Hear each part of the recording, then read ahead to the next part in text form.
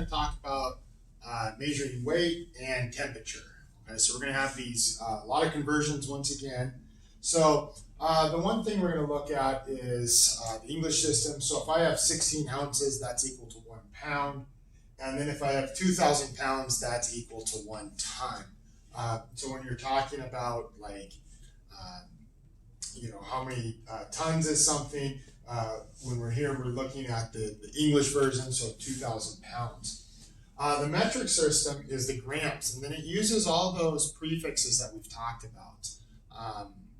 Deca meaning 10 more, hecto meaning 100, kilo meaning 1,000, deci meaning a tenth of it,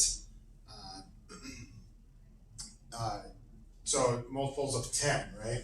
So we're going to convert from 8.7 decigrams to milligrams. So if you remember, it goes kilogram, hectogram, decagram, gram, decigram, centigram, oops, not centimeter, and then milligram, right? And so these are by factors of 10. So if I'm looking here, if I'm going from deci to centi, I'm going to multiply by 10, and then I'm going to multiply by another 10. So I'm multiplying by 100. So I'm going to go 8.7 decigrams over 1 equals 1 decigram, gives me 100 milligrams. Okay, so there's 100 milligrams in every decigram, or 1,000 milligrams in a gram. And so now when I multiply this, I get 870 milligrams. Okay, and this is where the metric system is really nice, because it kind of flows over all their systems. So when we look at this, 1 centimeter cubed is equal to 1 milliliter, which equals 1 gram. And what they're looking at here is this is water. So 1 centimeter cubed of water, the weight of that is 1 milliliter, which equals 1 gram. So it kind of flows back and forth. 1 decimeter cubed is equal to 1,000 centimeters cubed, which is 1 liter, which equals 1 kilogram. Okay, so we went from 1 liter equals 1 kilogram. And then it's 1,000 centimeters cubed equals 1 kilogram. If I have 1 meter cubed, that equals 1 kiloliter, which is equal to 1,000 kilograms. So 1,000 kilograms is equal to 1 ton, like this, okay, not T-O-N, T-O-N-N-E, and its abbreviation is T. So you'll have these tons of weight, and this is a lot of times what they're talking about when they're measuring precious metals and stuff like that. So here we have 25 meters cubed of water, and we want to know how much does it weigh. Okay, so if we look here, 1 meter cubed is equal to 1,000 kilograms. So we're going to go 0.25 meters cubed over 1 times 1,000 kilograms over meters cubed. Right? These cancel out. So now I have 250 kilograms. Okay? So when I multiply these out, I'm going to multiply those out, and there's my weight on it. Okay? So if I'm converting from the English system to the metric system, if I have 1 ounce, that's approximately equal to 28 grams. If I have 1 pound, that's approximately equal to 0.45 kilograms. And if I have 1 ton, that's equal to about 0.9 ton. Okay, so I want to convert this from pounds to kilograms. Okay, so I already set this up. 160 pounds over 1 times, so I look at my conversion, 0.45 times over 1 pound. So now I cancel out my pounds, and I'm going to multiply these through. So I'm going to take 160 times 0.45, and I get 72 kilograms. So if you weigh 160 pounds, you weigh basically 72 kilograms in the metric system.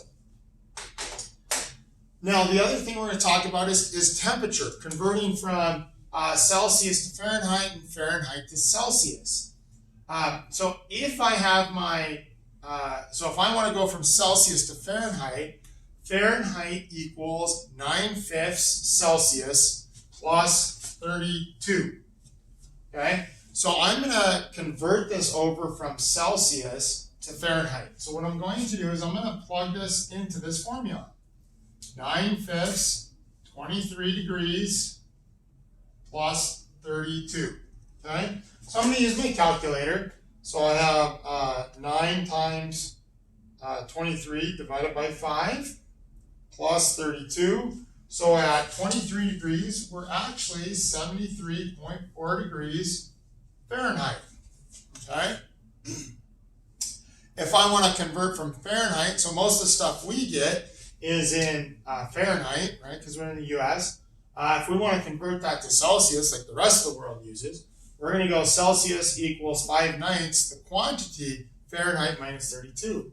So if I know it's 77 degrees Fahrenheit and I want to convert that to Celsius, I'm going to go Celsius equals 5/9 77 minus 32, and here we go. So I go 77 minus 32, that gives me 45 in here, and I'm going to take that times 5/9, and that gives me 25 degrees Celsius. So if I know it's 25 degrees Celsius, I know it's 77 degrees Fahrenheit. If I know it's 77 degrees Fahrenheit, it's 25 degrees Celsius. The last one we have is Celsius to Kelvin, and then Kelvin to Celsius. The other thing that's nice about Celsius is the freezing point and the boiling point. It makes it nice because the freezing point is 0, the boiling point is 100, so that's really nice to do that. Where in Fahrenheit, it's not that way. So Celsius to Kelvin, what we're going to do is we're going to add 273.15 to that Celsius. So in this one, if I know Celsius equals 25 degrees, and I want to convert it to Kelvin, I'm going to go 25 plus 273.15. or 298.15 Kelvin. Okay? If I know the Kelvin, all I have to do is subtract off 273.15. So if I have Kelvin equals 310.15, we'll make it nice and easy because we'll get rid of that 0.5. So if I want to convert it to Celsius, I'm going to go 310.15 minus 273.15. All right? So now I have 37 degrees Celsius. Okay, so that's kind of talking about measuring weight and changing from one weight system to another, and then changing from temperatures. Most of the time we're going to convert from Fahrenheit to Celsius. Celsius is our common one when we're dealing with, a lot of times when we're dealing with formulas based in science and stuff like that.